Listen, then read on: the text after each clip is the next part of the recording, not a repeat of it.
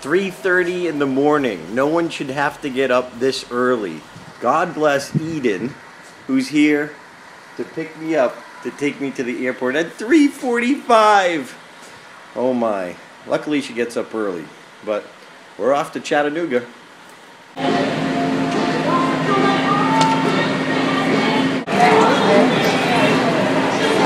No one should have to get up at 3 in the morning. It's just somehow wrong.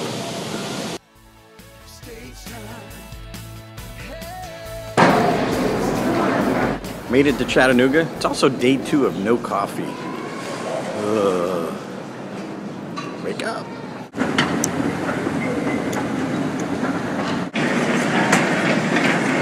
Always a good day when you're back.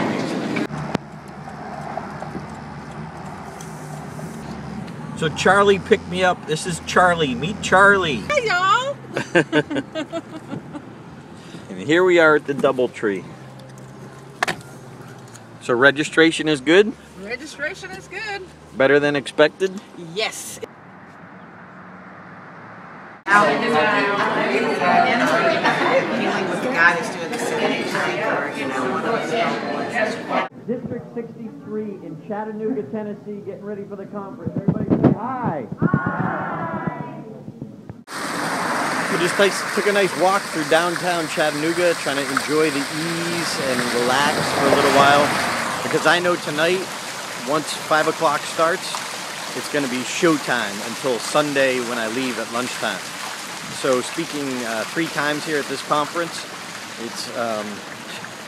it's just pure adrenaline once the gun starts. So trying to honor myself and my body and just kind of relax and take it easy before the storm. So adrenaline is a beautiful thing, but your body works better on adrenaline when it's kind of well rested before.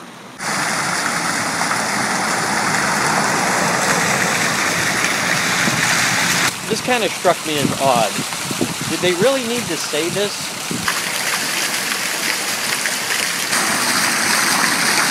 Are a lot of people really swimming in the fountain outside of the DoubleTree in downtown Chattanooga? Apparently enough were that they had to make the sign.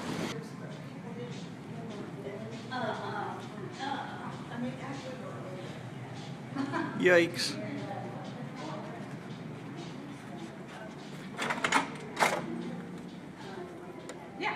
They're setting up. There's my boss. My boss says, Hi, come here. We need you. as we set up, that's the head table. I'm standing on the stage. There'll actually be a screen in the rear. That's kind of cool, so that way I can actually be seeing my slides and look like I'm making eye contact. But no, I'm reading my slides.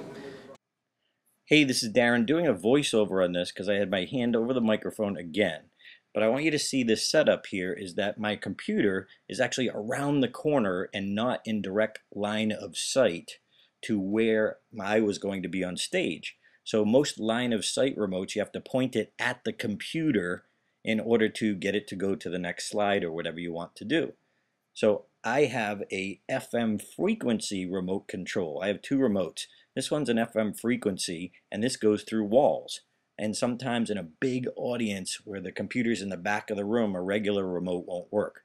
So fortunately I have 2 and I keep this one. So if you're not aware, be aware of an FM frequency remote control. You come back and you look for vivid verbs or verbs that aren't vivid. And you say, hey, I could use this or this or this or this or this. Then you look at the sentence, you think of the audience, and you choose the one that would have the greatest impact. And if you use these 2 things alone, you will make a tremendous difference in your life. Just making sure that your nouns are precise and that your verbs are vivid. Now,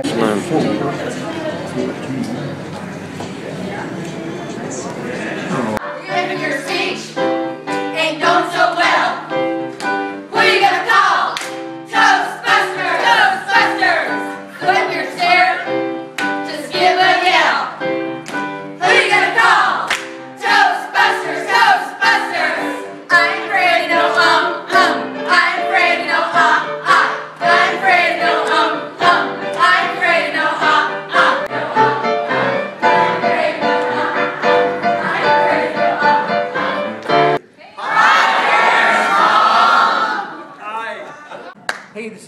LaCroix. Here I am with a legend in the World Championship, Dale Smith. Dale won the World Championship. Well, first you competed and came in second in what year? 1961 in Seattle, 1961, Seattle, Washington. And just a few years later, 1967, you won. That's right. Here's my theory. I went from 1961 to 67, worked on the speech.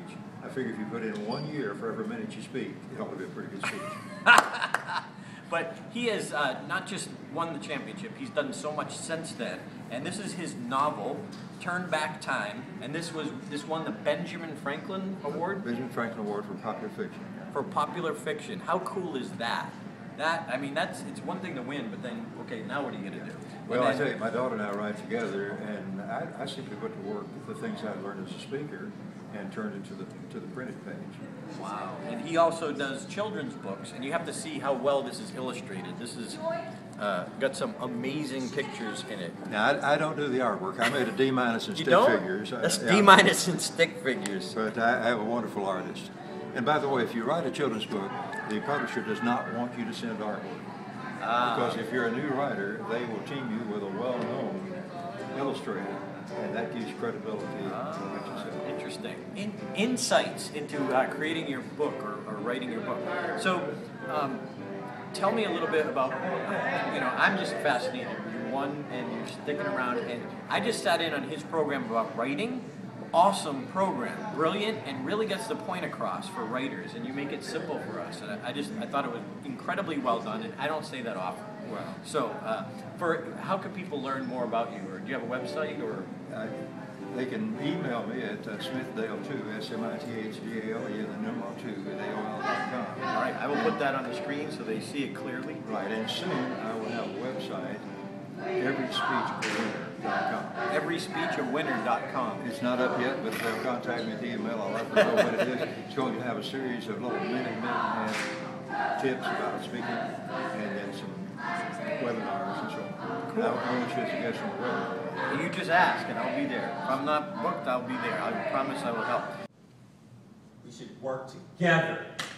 What a concept! And nobody has a trademark on this teamwork idea. It's mine. So Pam just came up to me after sitting through the contest and said that she looked completely different at the contest because of my coaching session. So what did you see? What was it?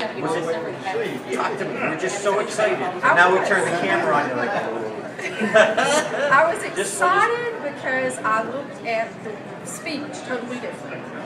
I was analyzing based on what you had said, and people were going, "They did a great job." And I said, "There's no pause for effect.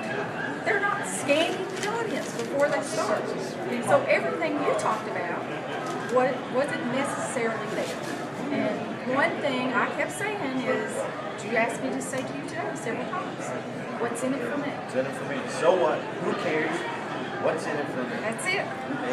Very cool. Well, I appreciate you saying that because, I mean, that's my whole goal, is to give people in that 1 hour and a half that I have, give them a whole new perspective so they look at it differently. And I believe that's our value as a speaker. So thank you so much for coming up with excitement to tell me that. I appreciate it. And it's just taking what I learned from my mentors and passing it on. So hope you teach others. Thanks, Pam.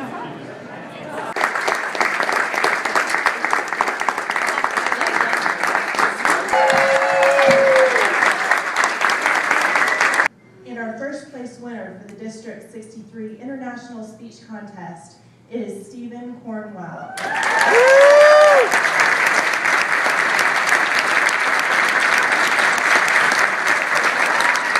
Stephen!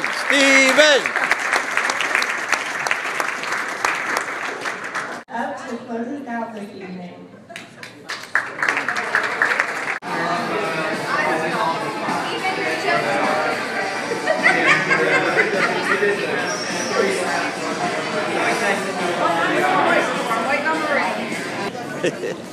Cracked me up in Chattanooga.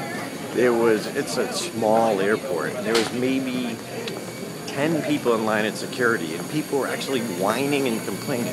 Oh, the security takes forever. Really? Seriously? God help them at a big airport. I got about a 3-hour layover here in Atlanta before I head back to Vegas, and I realized that's like one of the toughest parts of my job. I just, hearing those people whine, just very much appreciate. This is like, really?